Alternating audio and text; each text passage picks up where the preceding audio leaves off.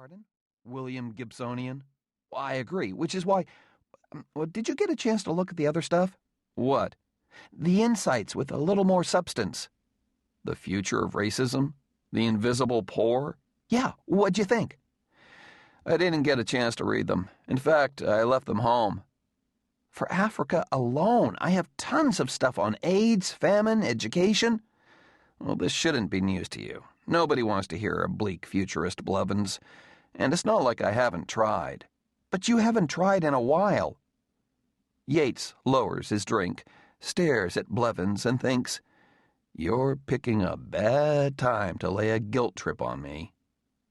Besides, it doesn't have to be so bleak if you spin it right, if you serve it up as an opportunity rather than an indictment. Yates yawns. Blevins takes a breath, pushes on. "There's a lot more. I just beamed it onto your laptop." Yates looks down at his crotch, feeling more than a little violated, knowing that part of Blevins has gotten so close.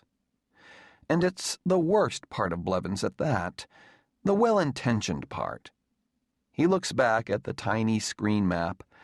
For a moment, the flashing dot seems to go in reverse, 1/100th of a degree latitude back toward America.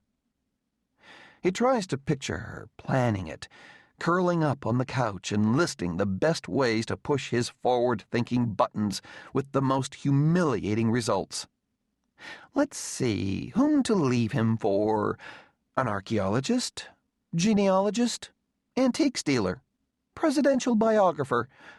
Or, oh, this is perfect, a history teacher. He closes his eyes, and there she is in the apartment of a lanky, bearded vegan with body odor, coupling on the floor atop a suede-elbowed tweed jacket and 32 scattered, internet-plagiarized essays on the Battle of Hastings. He wonders if a circumstance can be ironic, if it's been so malevolently choreographed. From the seat pocket in front of him, he removes the folder containing the outline of his unfinished speech, and somehow the emergency evacuation instructions for the Boeing 747. Most in his field would kill just to be able to network at something like Futureworld. But Yates is even more privileged. He is a VIP speaker, a bona fide A-list player in the culture of expectation, a highly compensated observer of the global soul, with press clippings a yard high to prove it. Indeed, he's been in constant demand since the day, 4 years ago, that he coined the phrase which, for 15 minutes, became the rallying cry of a generation. Ball players worked it into post-game cliches. The president used it in a speech before both houses of Congress. Even a pornographic movie was named after it. In many ways, Yates's star has never been brighter, but now he feels it coursing through him, a crisis of faith, a waning confidence in the very future he sells.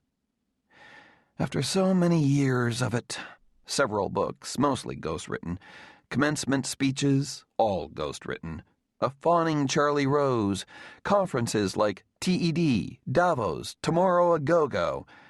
After repeated optimistic promises of a better world yet to come, he's convinced that none of it will ever be.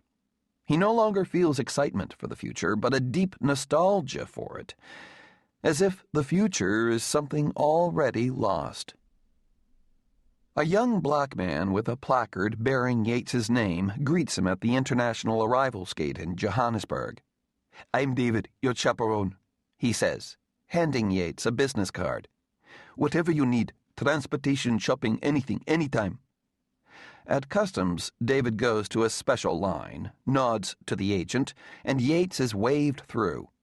At the terminal exit, Yates glances back and sees Blevins still fumbling with his documents, scanning the ceiling for a sign that can make sense of the chaos.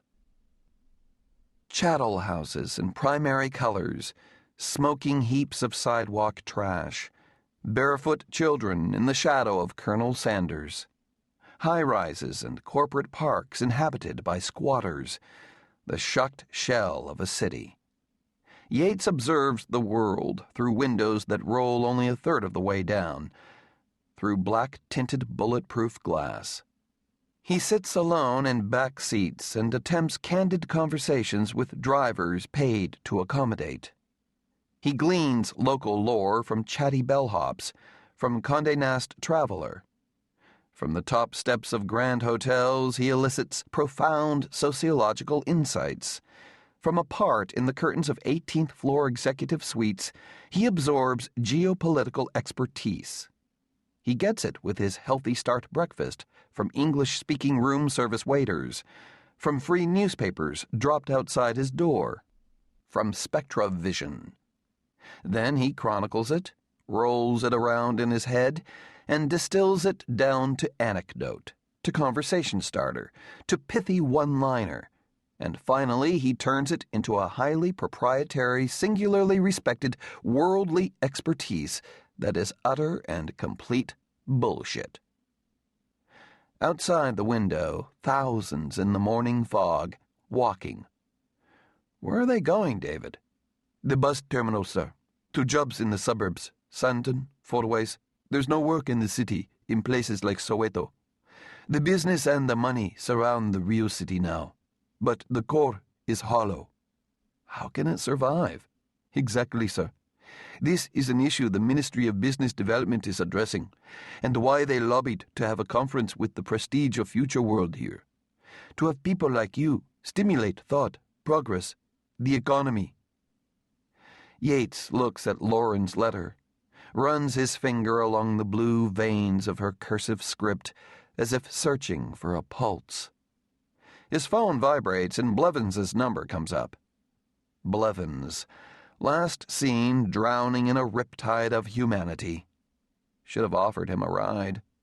But after 17 hours of his earnest babbling, still the poor bastard. Hey, David, why don't you pull over? Let me hop up front. I can't, sir. Why not? It'll be easier to talk.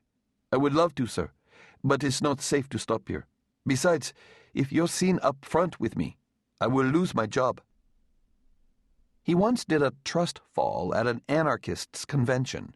He once gave the keynote address at a sports mascot seminar, including a Q&A session that touched upon costuming, mime bashing, and health care. He was once a replacement judge at the Miss Crete contest. He once addressed the sales force of a failing .com and a rollicking Luddite symposium in the same week, and received standing ovations at both. At registration, they give him a canvas bag filled with corporate goodies, the latest digital gadgets, a menagerie of mahogany African animals, a leather Futureworld bomber jacket, and 2 bottles of Cape Town Merlot. He scans the lobby for familiar faces. The preliminary materials had promised the likes of Jobs, Bezos, and Spielberg, the Google guys, Angelina Jolie, and a recently defeated presidential candidate. He sees none of them, but he does see Faith B. Popcorn, mother of all legitimate futurists. Faith B. Popcorn, Yates feels, can see more than the future. She can see through him. His sycophantic projections, his scientifically lewd dance with plagiarism. He's certain she's on to all of it and is itching to bring him down. Which is precisely why he lowers his head, turns away, and moves toward the elevators. In his room at 10 a.m., he uncorks the first bottle of complimentary Merlot, turns on Sky News, and opens his laptop. At every conference, Yates answers to 2 sponsors. One is the true host, whose name appears on the posters.